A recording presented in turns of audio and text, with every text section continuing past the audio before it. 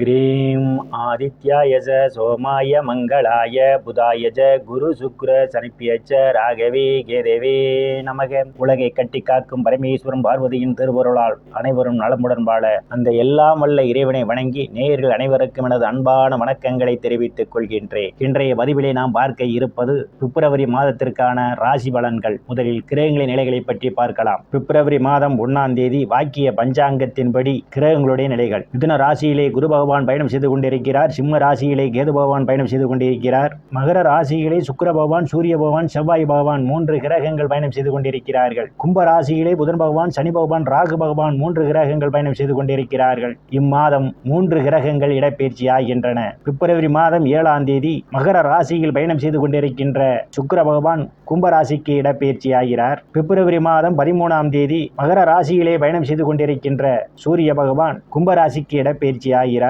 பிப்ரவரி மாதம் 21ஆம் தேதி மகர ராசியிலே பயணம் செய்து கொண்டிருக்கின்ற செவ்வாய் பகவான் கும்பராசிக்கு இடப்பெயர்ச்சி ஆகிறார். நான் கூறக்கூடிய பலன்கள் அனைத்தும் வாக்கிய பஞ்சாங்கத்தின்படி கோச்சார ரீதியான உலக மக்கள் அனைவருக்குமான பொது பலன்கள்.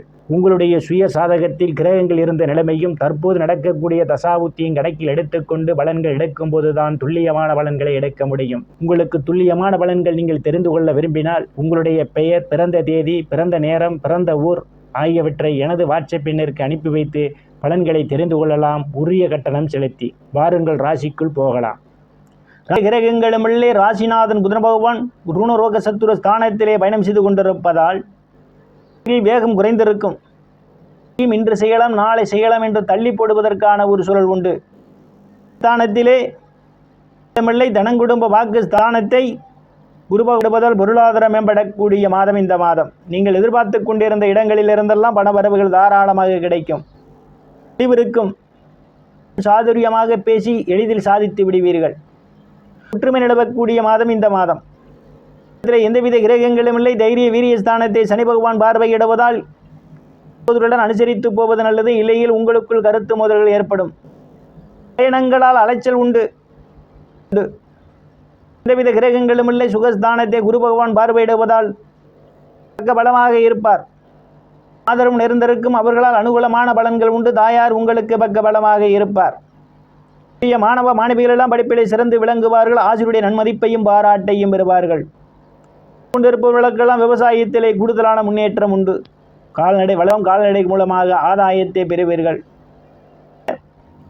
இதற்காக திட்டமிட்டு கொண்டிருப்பவர்களுக்கு மற்ற புதிய வாகனம் வாங்குவீர்கள்.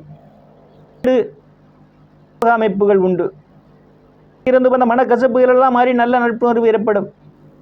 இம்மாத முற்பகுதியிலே சுக்கிர பகவான், சூரிய பகவான், செவ்வாய் பகவான் 3 கிரக பயணம் செய்து கொண்டிருப்பதால் புகழும் ஏற்படும்.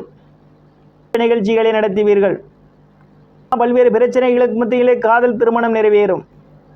பிற்பகுதியிலே குழந்தைகளுடன் அனுசரித்து போக வேண்டும். காதலர்களை எச்சரிக்கையுடன் நடந்து கொள்ள வேண்டும். சனி பகவான் ஆட்சி பலத்தோடு பயணம் செய்து கொண்டிருப்பதால் இப்பொழுதெல்லாம் கடலிலிருந்து மீள்வீர்கள். தொகையில் ஒரு சிறு தொகையாவது அசலில் வர வைப்பீர்கள்.